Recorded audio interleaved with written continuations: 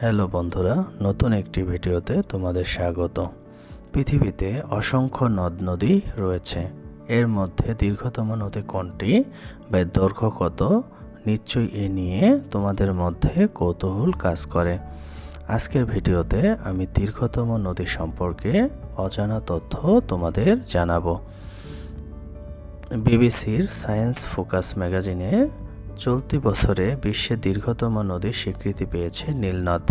নীলনদের অবস্থান হল উত্তর পূর্ব আফ্রিকায়, যার দৈর্ঘ্য ৬,৬৯৫ কিলোমিটার।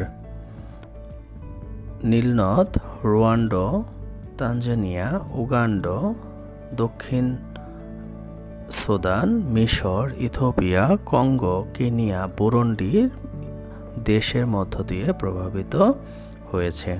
ইসলামের ধর্মমতে নীলনদের উৎপত্তি হল সিদরাতুল মুনতাহার পাদদেশ থেকে।